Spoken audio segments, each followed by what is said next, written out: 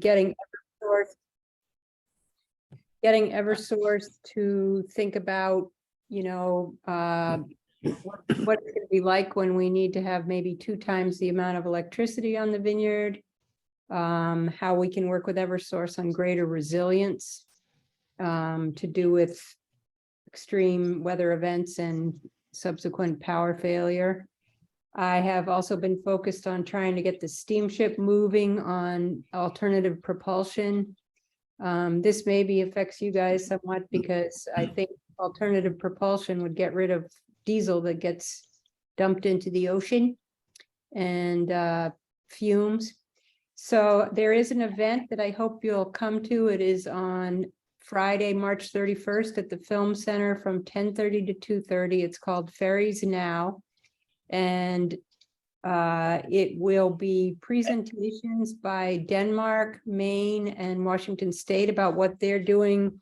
Either they've got electric ferries already in the water or they're moving towards it. And then the steamship will speak and Eversource will speak about the challenges of doing this here.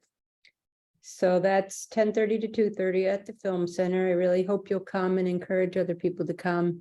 There'll be a sign up on the Film Center website as of March 1st. And if you sign up, you get a seat and you get lunch. Ooh. So I hope you'll come.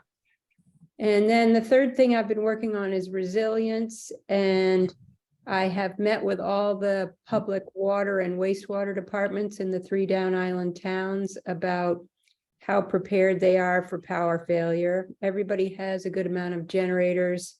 I've been looking at another idea to see if we could sort of have another backup system. I'm working right now with the Pacific Northwest National Lab, calculating whether my idea is good. And if it's good, I can share it with you at a later date.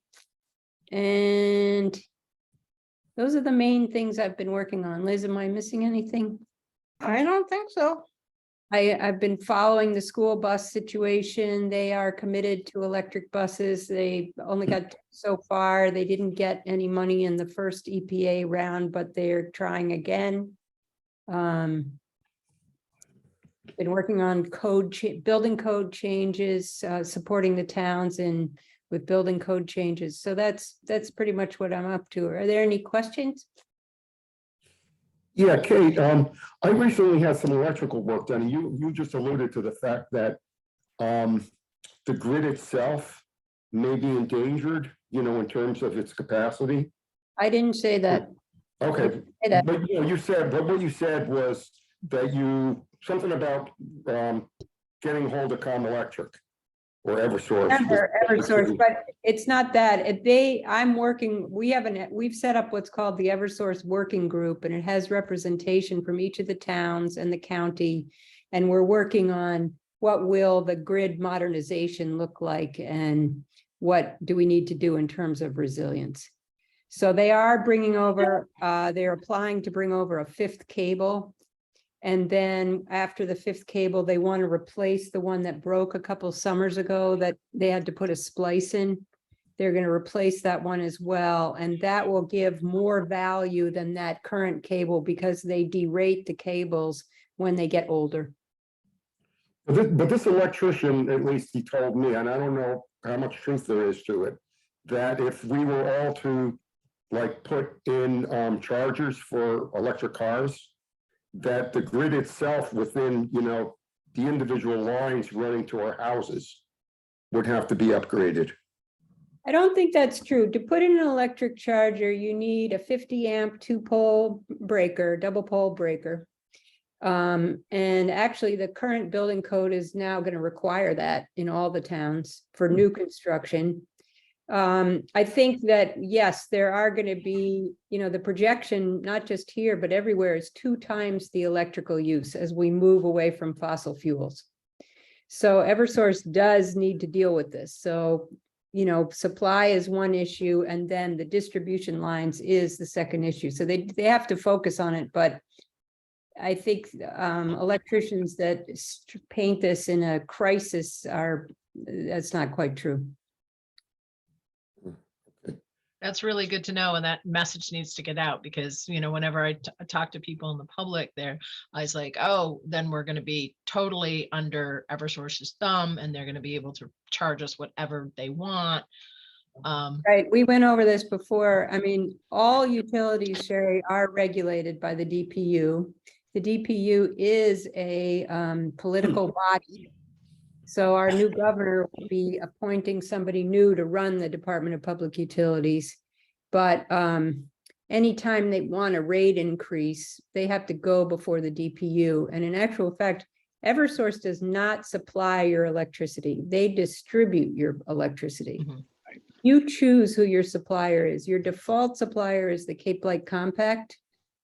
If you choose to go away from the compact, then you can choose Eversource, or you can choose any number of those people that send you flyers in the mail.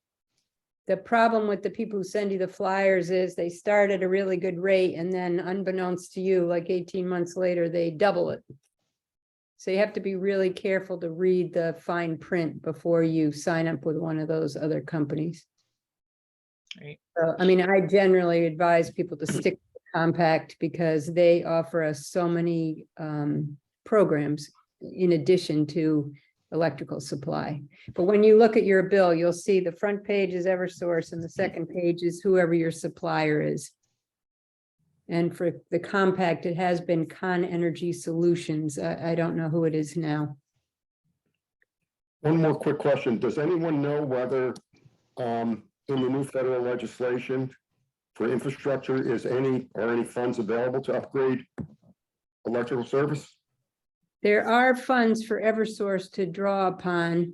How they want to do that, you know, and where they want to focus, you know, what funds they can get is up to them. But yes, there is money for Eversource. Or any Nice. utility, any utility. Emma, Something regarding Eversource came up for me recently. The Shellfish Group was speaking with South Mountain about preparing the Hughes hatchery, you know, the old lobster hatchery, to get solar panels. Mhm. And I got a message from South Mountain saying, I guess I didn't fully understand it. Eversource is going through, sounded like it was like a strategic planning process or something like that. And therefore all big projects were on hold. And I don't think of our project as being, I mean, yes, it's obviously a big roof. It's bigger than like the average residential project, but it's not that big. But we were told How many kilowatts were you proposing? Do you know?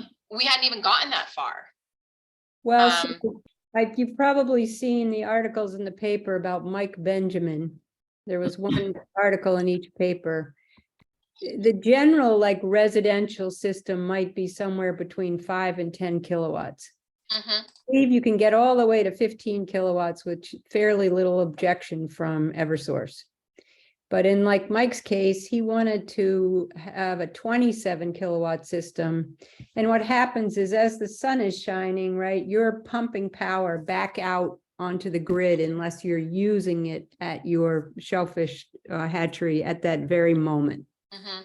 So there are backfeed issues to do with the grid. And in Mike's case, for example, he's on a spur that's either off the upper Main Street of Edgartown or the Vineyard Haven Edgartown Road.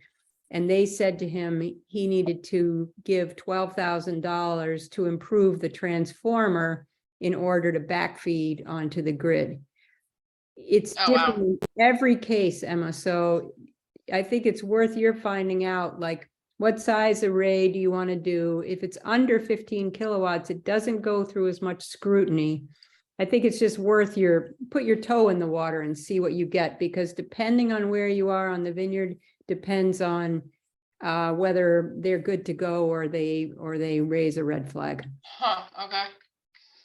Thank you. Kate, I think we need to have you back sometime because you have some really interesting information, and I know you have to go. Safe Yeah, I'm travels. happy to come anytime. If you request Great. my presence, happy to come. Wonderful. Thanks. And can you get me a flyer for that event and I will send it out to Water Alliance? That'd be nice. Yes, I will get you one. It's a little bit we're a little bit stuck on what the Zoom link will be if people can't attend in person. So that's why if Uh-huh. you can just save the date of March 31st, 10:30 to 2:30, and if you can come in person, it's greatly appreciated because we really need to show the steamship that this matters. Yep. And if nobody shows up, they'll go, oh, good. Yeah, no, that's not good. So Liz, Liz, you got a question? No, go ahead, Kate, finish up. I just wanted to, I'm done. I just wanted to mention that Kate is working at the Martha's Vineyard Commission through Vineyard Fellowship, through the Vineyard Fellowship, which was a really wonderful idea. And it's great to have her there, and it's really great. She's doing amazing things. So now I'll and- turn it over to Liz and she'll tell you what amazing things she's done. I have to run to the boat. Thank you. Bye, Good Kate. luck. Thank you so much, Kate. Hopefully it's running. Yeah, yeah. All right, so we gonna go to Liz now? Sure. I have a presentation on the Vineyard Climate Action Plan.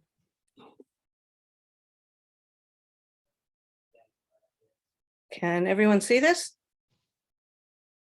Yes, Yes. good. Okay, Emma, you've seen this once already and a part of it another time. So sorry for that. Anyway, this past year, the Martha's Vineyard Commission with a whole lot of partners developed a climate action plan for the vineyard. It's a regional 20-year plan. Over 100 local residents were involved in its development, and we had a local consultant, Megan Gombos, who lives in Aquinnah. So we didn't have someone from the outside come in and tell us what they thought we should do. It was really developed from the ground up. I'm not going to go through every single section, but I'm going to go through some of them. I just wanted to mention that there is a land acknowledgement in here that the land and water in question is the traditional land and water of the Wampanoag tribe. We started out looking at what's motivating us to do this plan, and there are two phases to that. One is what Kate was just talking about. That's our greenhouse gas emissions, and as you probably know, the towns have all supported a 100% island renewable island by 2040. So that's one of the goals of the plan. And we also were looking at the impacts of the greenhouse gas emissions, like sea level rise, rising temperatures. So there's all that information in the plan. At our very first meeting, we developed some guiding values for the plan, and those are as follows: healthy natural resources, equity and inclusion, community collaboration, which means really working regionally on climate issues because that makes the most sense. Resilience building, meaning developing as much self-sufficiency as we can because we're an island, and in times of extreme weather and other times, it's important for us to be as self-sufficient as we possibly can. And then local action, just meaning that all of us have to take action to make us a more climate resilient island. We looked at the climate change in the environment and how using natural solutions is the way to go wherever we can. For example, our salt marshes provide flood protection. They're the base of the marine food chain. They absorb carbon. They have superpowers, I think. And we need to protect our salt marshes, and that will help also the water quality in the ponds. And so, instead of building hard structures like seawalls, we're going to use the natural environment to become as resilient as we can. Equity is very important to us. We looked in each of the 6 thematic areas. We looked at equity issues. This includes, vulnerable populations like the elderly and other environmental justice populations. And there's just some statistics, some data here, some baseline data. We did a timeline because we wanted to make it clear that this is not something new, that people have been working on the island for a long time addressing climate issues. In fact, Kate Warner is the first person on the timeline, and we went back to 2003 when she started the Vineyard Energy Project. And the Vineyard Power is on here, the Island Climate Action Network, the VTA's Electric Bus Initiative. So there are a lot of organizations working on these issues on the island. We're very lucky that way. We did a public survey. It wasn't a real strong emphasis on our part, and we didn't get a whole lot of respondents, but we did get some interesting information. A strong belief that climate change is an urgent issue here, that we should act now, that it will affect all of us, and it's important to work together island-wide as opposed to town by town on these issues. We did an enormous amount of public engagement. You may have attended or heard about Climate Action Week last May. We had a week-long series of events. Over 40 organizations took part. We had a finale with an electric vehicle parade. Over 1,400 people participated in all the events that week.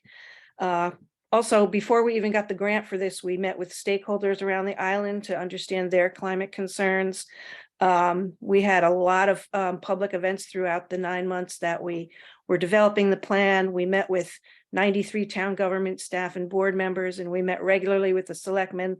So we really wanted to make sure that the public was aware that this was happening.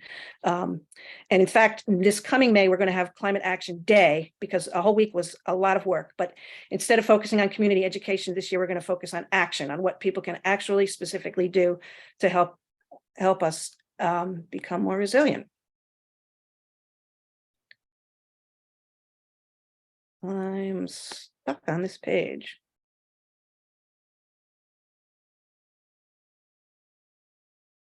I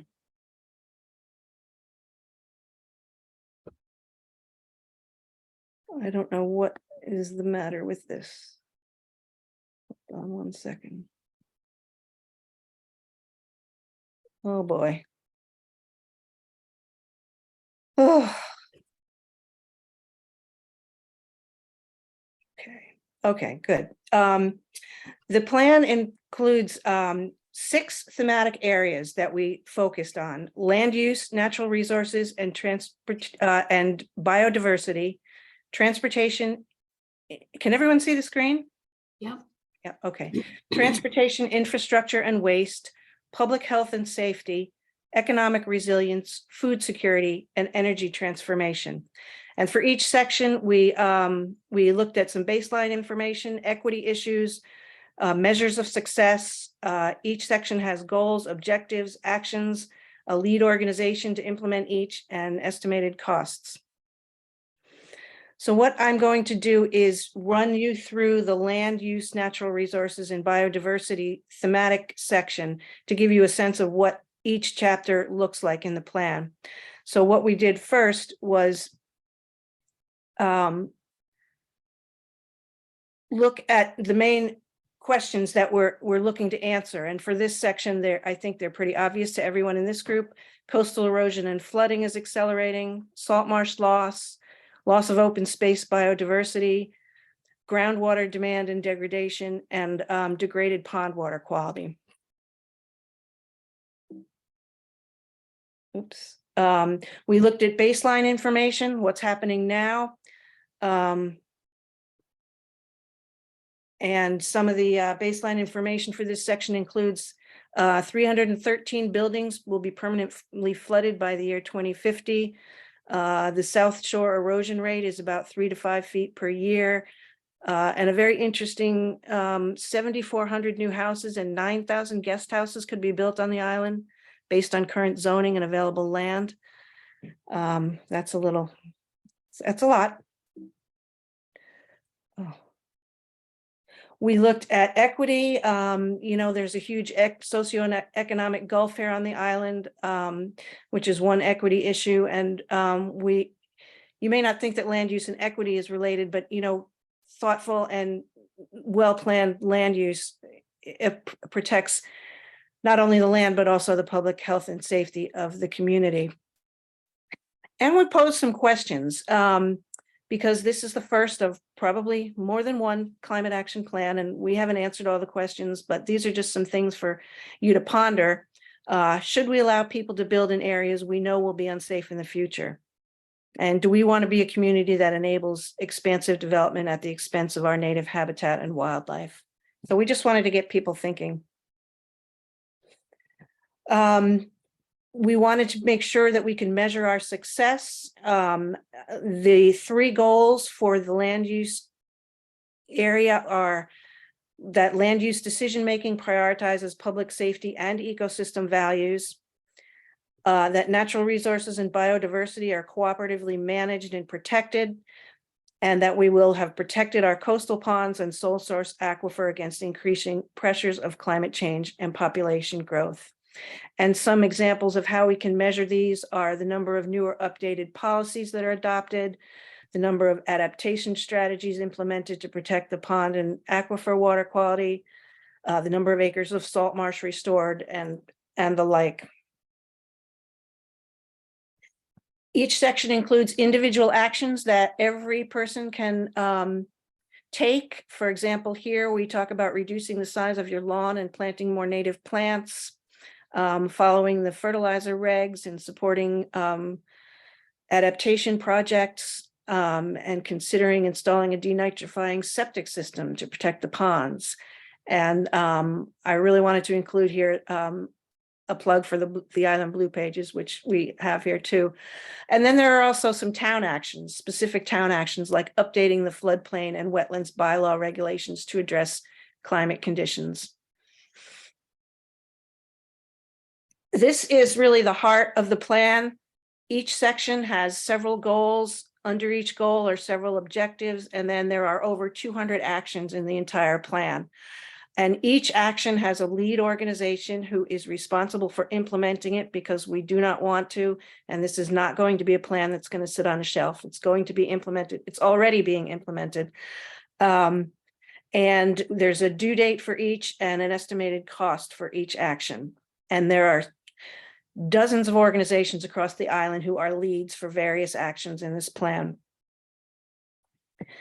So some of the actions for land use include discontinuing or managing development in vulnerable areas like the flood zone, preservation of salt marshes for their many values, setting maximum disturbance limits for new development and standards for the use of native plantings, and protecting coastal pond water quality and our drinking water through increased collaboration and enhanced regulations.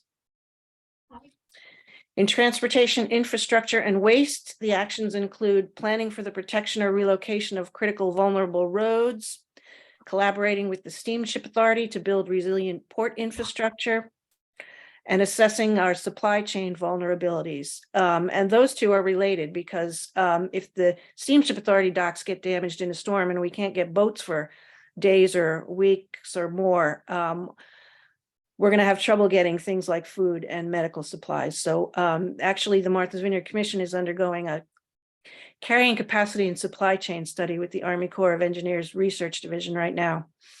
And finally, reducing solid waste is also a very, very important action. In public health and safety, we are looking to do bilingual community outreach to the public and also to healthcare providers on health-related climate impacts. In fact, we've applied for a grant to do a survey of the healthcare providers on the island to try and understand how much they know about what the health-related climate impacts are. We are hoping and planning to develop an island-wide emergency preparedness, response, and recovery plan. And another action is to hire a full-time regional emergency manager and to implement the regional community wildfire protection plan, which was developed last year. Economic resilience, I think we can all agree that we need to diversify the economy. We want to look, we're going to do a visioning for a sustainable, resilient, and more diversified economy, because the economy is really going to be quite affected by climate impacts in many, many ways. One of the things we're going to do is train residents for climate-related jobs like salt marsh restoration, solar installation, green infrastructure. There are quite a lot of job opportunities, and we want to make sure that local residents are trained for these jobs. And ensuring the transition of vulnerable businesses such as fossil fuel related businesses and those businesses in at-risk locations. Food security, we're going to develop standards for climate-friendly farming practices, ensuring there's a consistent food supply in place for the food insecure and during and after emergencies, increasing access to lands for the indigenous community, and increasing aquaculture production and supporting careers by young people in commercial fishing. And one of the things we looked at in each of these categories is co-benefits, and aquaculture is a perfect example of co-benefits because aquaculture not only helps clean the pond water quality, it also provides traditional local food and provides local jobs. So those are the kinds of benefits we're looking for here.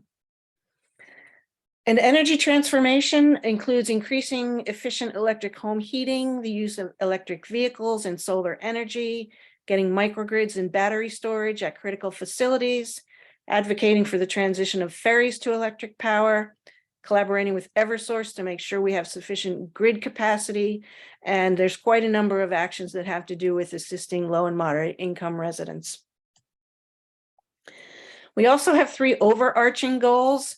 The first one is a framework for land use decision-making, which is a little difficult to explain, but what we want to do is map all the various vegetation and land uses and roads and transportation vulnerable areas and transportation and infrastructure and businesses and overlay those maps and work with a consultant from the Netherlands that we worked with before who's really good at this kinds of things with the goal of making sure that all of our actions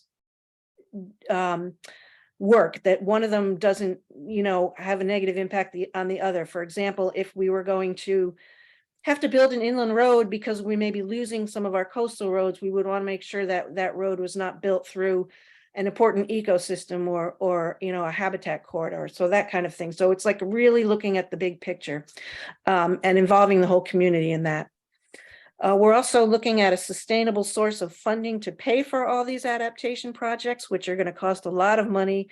And we're investigating the idea of a green fee, which is something that's been done elsewhere. Our consultant, Megan Gambos, works in the Pacific Islands on these issues, and some of the islands down there have green fees. So she's learning more about that. And finally, we need capacity building, which means we need more people employed on the island working for climate change planning. There's so much work to be done, and there's not very many people working on it. So we really need to build our capacity in that respect. So moving forward, the Climate Action Plan can be found on the Vineyard Way website, which is thevineyardway.org. The MVC is overseeing coordination of the plan. Kate and I are implementing the actions that are relative to where the MVC is the lead and we're coordinating implementation with all the other leads. We have a climate action plan steering committee that is made up of members of the town climate committees, and they're sort of our go-between with the towns to make sure that the towns are working on the issues that need to be implemented in town by town. The thematic working groups are meeting at least twice a year. We're going to be having an annual meeting of the entire team. We're collaborating with the Island Climate Action Network. And one other thing, and this is wrapping up now, is that the Vineyard Way website is going to be updated periodically as we implement these actions. So that's really a living document that you can go to at any time and learn about how much of these actions are in the works and getting done. So thank you for your time. Thevineyardway.org is the website. If you want a hard copy of the plan, you can swing by the commission building and I'd be happy to give you one, and I'm happy to answer any questions. Wow, that was great. That was great, Liz. You're getting so good at that. Wow. Even I'm stuck at it. Ms. Durkee, No. no? Questions? Anybody got questions? Clarifications? Suggestions? No? Wow. I have a Must question. have done a pretty. Oh, that's Emma. Hi, Yeah. Liz, can you tell us more about what a green fee is? Yeah, that was my question. Yep. Good question. The idea is wherever people are coming into the island, that there's some sort of fee that they pay to get here. And the fee goes into a fund that can be used for climate adaptation projects. You know, the wind farms have funding that they're giving to the island for energy related projects, but we don't have any source of funding for these adaptation projects. So, you know, it would be working with the Steamship Authority and possibly the airport, although I think there are some problems there. I don't think they're allowed to do that, but that's the sort of thing we're looking at. So, But that's just one option. You know, we're going to look at other options as well. so possibly tapping into a piece of the debarkation or embarkation fee that we charge, whichever that is, or short-term rental money. Well, that's something we need to look into, if that's feasible. We Yeah. were thinking of another fee, but maybe that would be the way to go. But we're going to need a lot of money, so I don't know how much those would, you know, a percentage or a proportion of those going to climate adaptation. I don't know what the numbers are for that. They would only start to like barely cover matching funds to go along with grants. Yeah, yeah. Well, matching funds money would be really good too. Yeah. Do you have any idea? I mean, just off the top of somebody's head of what we're talking about here, how many billions of dollars? Millions of No. dollars. No. John, you got your hand up. Thanks. Liz, as before, it's great to hear you talk about this. And I very much wish that the circumstances were that this had never come to your or anyone else's mind as something that needed to be dealt with. Possibly as before, I'm wondering, I don't remember the exact title of the slide. It might have been something to do with actions that can be taken. And you mentioned denitrification. And I'm wondering whether phosphorus could be made explicit in that as well, given its significance to Mhm. fresh water as the Yeah. key limiting nutrient, including those areas of the great ponds that are more freshwater. Yeah, that's an excellent point. Thanks. And then one other thing is with respect to transportation infrastructure, the issue of reliance on the Steamship Authority. You just might find it interesting and maybe a source of inspiration to look in the Gazette. There was an article about how the island responded ad lib to the Steamship Authority strike. Possibly, was it 50 years ago? I came across it because it included a reference to the actions of the always ahead of his time Mal Jones, who played a key role in enabling a barge to be put to use to transport vehicles in lieu of the ferry. Wow. And the other thing is, you mentioned that you're able to provide hard copies of this. Yes. Is it possible to get a digital copy of your presentation, of the PowerPoint slide? Yes. Mhm. Okay. Thanks a lot. Yes. Thank you. Anybody else? Liz, there's also a digital version of the rather than just a paper copy, there's a digital on the website, isn't there? Yeah. Okay. Of the plan. Yeah. Mhm.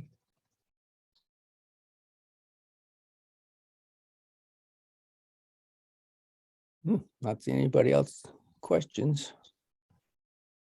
Thanks, Liz. That's Thank an you. amazing presentation and Thank an you. amazing amount of work that you did Yeah. to put that all together. Yeah, you made it sound really easy. It was actually fascinating. I thoroughly enjoyed the whole process. It was a great group of people, and it was really a community and an island-wide effort, and it was really a good experience. The final workshop or whatever that was that we did up in Aquina was amazing. It was super, it was very informational for everybody to get out of their own groups and hear what the other groups were doing, to have all these people in the same building who all took part in the process. It was really inspiring. And I mean, the good food definitely helped as well. And the beautiful drive to Aquina helped as well. But it felt like oh my gosh, can we do this once a year? I know that's more work, but getting everybody together who is actively, then trying to implement the plan, to share all, give all the status updates. It was just really great. Yeah, wonderful. thank you for that. And we are planning on doing that once a year. So, so we will be doing that in the spring or early summer. And Megan Gambos, who was our consultant, was so great. I mean, she was really wonderful. Yeah, John, go ahead. Liz, I'm wondering whether, given the likelihood of analogous issues facing the Cape, whether there's any coordination or assessment of analogous efforts on the Cape in the various towns. Haven't gotten there yet. Have looked at their plan, reviewed their plan. Just haven't gotten that far yet. We are, I have done a little bit of communicating with Nantucket, and I believe part of the supply chain study is going to be a collaboration with Nantucket, and we're also going to be applying for grant funding to update the vegetation mapping for the island, and we're going to be doing that with Nantucket too. But it's not the Cape, but that's the only answer I have right now. But yeah, pardon me, that makes much more sense. That's just great about Nantucket. Yeah. They got more to deal with than we do. They're much further away when they wash away. Well, thank you all very much for listening. Right. Thank you very much. So, but we got anything else on the agenda official, or just we could do updates? Sherry. Sherry still there? We don't have anything other official on the, just for updates. If you don't mind, I'll go first. There is the meeting from Mass DEP for the Title V regulations that's coming up, and I'll send out those public hearing notices and where you can send your comments. I think Gail and I attended on Tuesday or something, a meeting from Sierra Club, and they had Z Crocker speaking, and he's with Barnstable Water Coalition or Barnstable Coalition. Not sure, but he gave a great presentation, and I was thinking of inviting him here because I think it would be good. But he was just saying that, on the Cape, there's some people that are just, totally against this. And he's of the mindset, we've got to start somewhere and we've got to start doing something. So he was pretty positive about the Title V regs, kicking it down taking the can and kicking it down the street some more. They have to put in a watershed permit, but the watershed permit tells them they have 20 years, but they actually have to have plans in place to do something. Either that, or within 5 years, they have to put IA systems in everywhere, and they have to be monitored by the municipalities.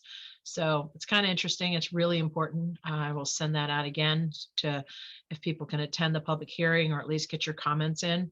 I'm kind of with Z on that, it's something. It's like, let's do something rather than keep putting this off. So, but that's my opinion.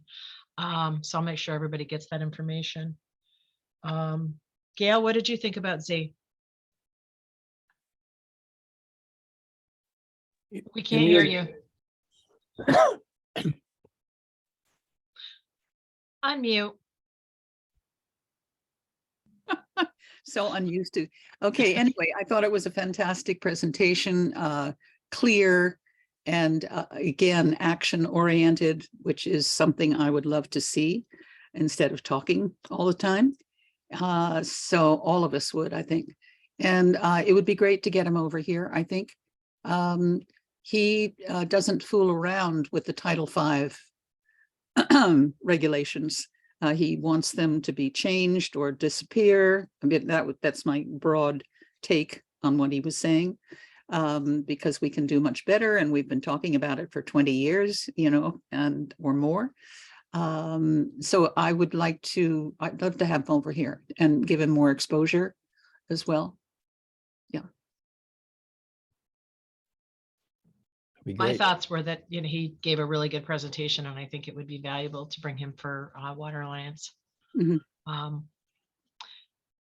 Sometimes I'd like to have a wider audience than just Water Alliance and have like a night meeting or something, but I don't know how to go about that. So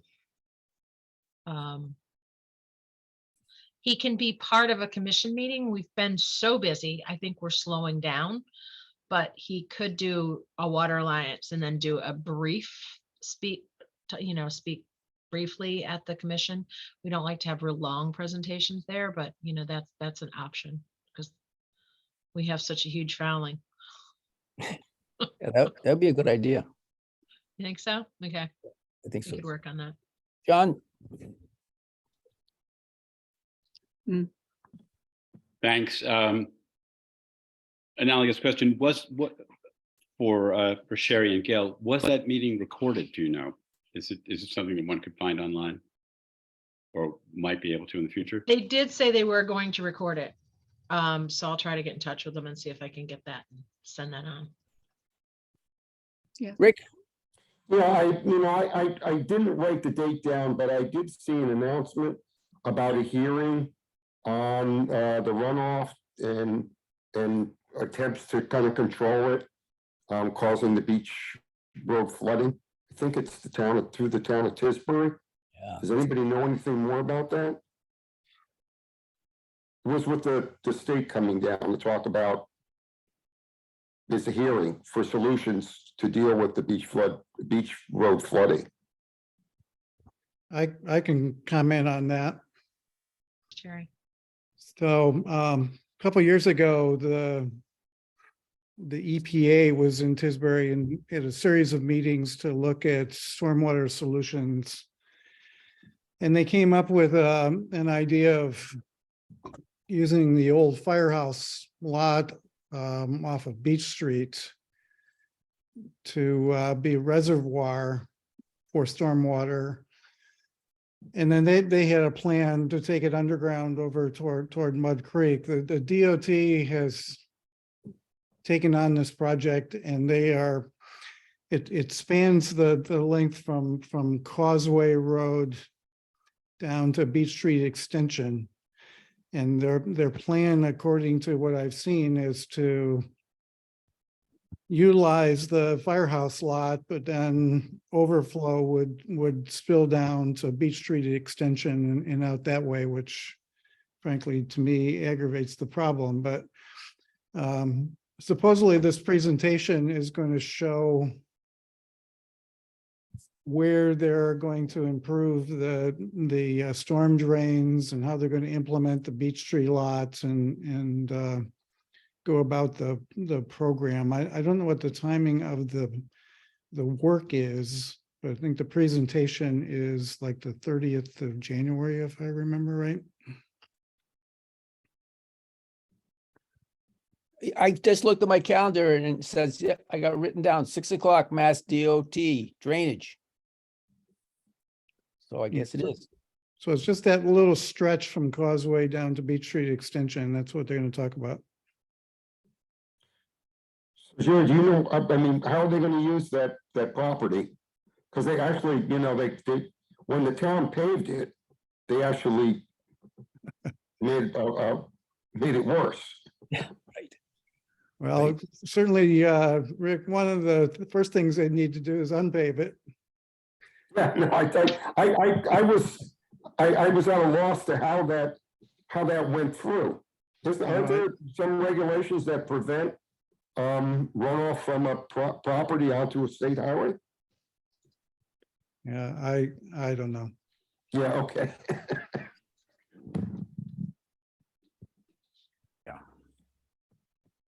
Weapons. All right, anybody else want to update us on anything that is going on? If somebody can send me the announcement for the Tisbury meeting, I can include that with the public hearings for the Mass DEP? I can send that to you. Great, thank you.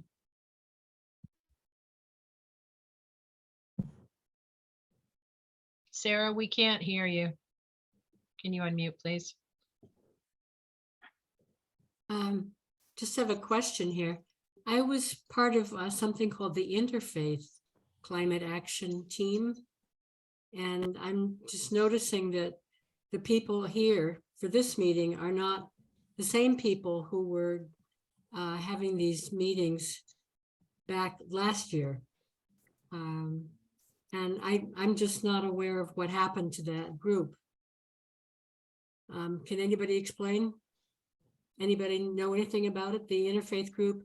I think the interfaith group was started out of the Clergy Association in order to have that support island-wide of the churches and the spiritual groups.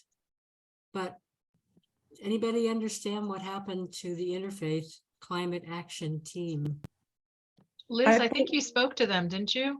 Yeah, they're still going strong to the best of my knowledge. I just spoke to them a few weeks ago about they're taking part in Climate Action Day this spring, and they were very active last year. And they're taking on certain initiatives. They've been doing a lot of work on composting, and I mean, they're an incredible group of people, and I love the fact that the faith community is involved in this effort.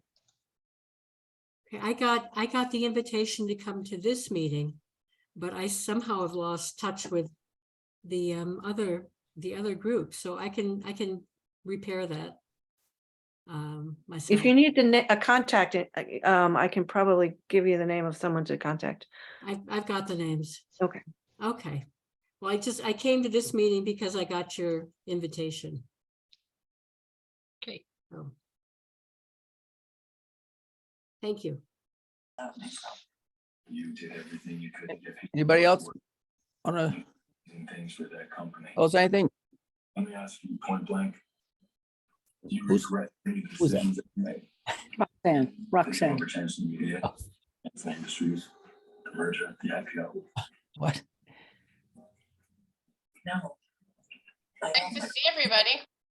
Yep, good to see you. I just want to say it again. I said it at the beginning of the meeting, which most of you weren't there. I don't know how many of you pay attention to Terry Gross's show in the morning on WCAI radio program.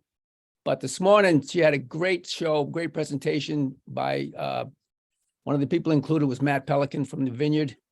And they talked about the landscape, biodiversity, the animals, the water on Martha's Vineyard in Nantucket and how unique it is. And it's a great show, but I think one of the best shows I've heard her do. So it's 7:00 tonight, I believe, on WCAI, which I think we said was 90.1.